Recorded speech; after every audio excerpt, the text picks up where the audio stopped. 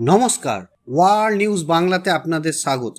সংসদে তার উপস্থিতির হার নিয়ে প্রশ্ন তুলেছেন দলেরই সাংসদ কল্যাণ বন্দ্যোপাধ্যায়। এবার কল্যাণের নাম না নিয়ে জবাব দিলেন বহরমপুরের তৃণমূল সাংসদ ইউসুফ পাঠান। সংসদে সাংসদদের উপস্থিতির হার অনলাইনে দেখা যায়, সেখানেই দেখে নিতে বললেন সংসদে তিনি কতদিন উপস্থিত ছিলেন। ভিন রাজ্যে বাংলার পরিযায়ী শ্রমিকদের হেনস্থা ইস্যু নিয়েও মুখ খুললেন তৃণমূলের এই সাংসদ। বৃহস্পতিবার বহরমপুরে একাধিক জায়গায় আমাদের পাড়া আমাদের সমাধান কর্মসূচিতে অংশ নেন তিনি।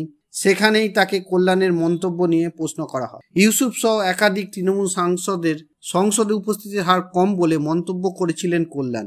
এদিন এই নিয়ে প্রশ্নের জবাবে কল্যাণের তথ্যকে কার্যত ভুল বলে জানিয়ে দিলেন বহরমপুরের সাংসদ। কল্যাণের নাম না নিয়ে তিনি বলেন, আমি কারো নাম নিচ্ছি না, আপনি অনলাইনে দেখতে পারেন।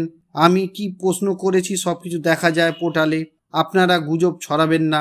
সংসদে তার উপস্থিতির হার প্রায় 49% বলে ইউসুফ জানান। ভিন রাজ্যের বাংলা পরিযায়ী শ্রমিকদের হেনস্থা ইস্যুতে সরব হয়েছে তৃণমূল।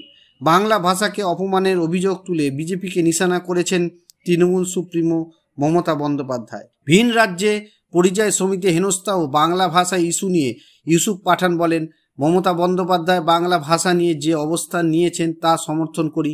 ভিন রাজ্যের বাংলার পরিযায়ী শ্রমিকদের হেনস্থার ইস্যুতে আমি কেন্দ্রীয় স্বরাষ্ট্রমন্ত্রী অমিত শাহকে চিঠি লিখেছি, প্রয়োজনে তার সঙ্গে দেখা করব। বাংলা ভাষা নিয়ে তিনি বলেন, বাংলা ভাষা খুব ভালো ভাষা, বাংলাভাষী মানুষের দেশের জন্য অনেক কিছু করেছেন, আমাদের সবার এর সম্মান করা উচিত। এরপরই তিনি বলেন, আমাদের দেশে প্রত্যেক রাজ্যের একটা আলাদা ভাষা রয়েছে, যে ভাষায় আপনি কথা বলেন সেটা বলা উচিত, তা শেখা উচিত। ভিডিওটি ভালো লাগলে লাইক করুন, শেয়ার করুন এবং সাবস্ক্রাইব করুন ওয়ার্ল্ড নিউজ বাংলাকে। নমস্কার।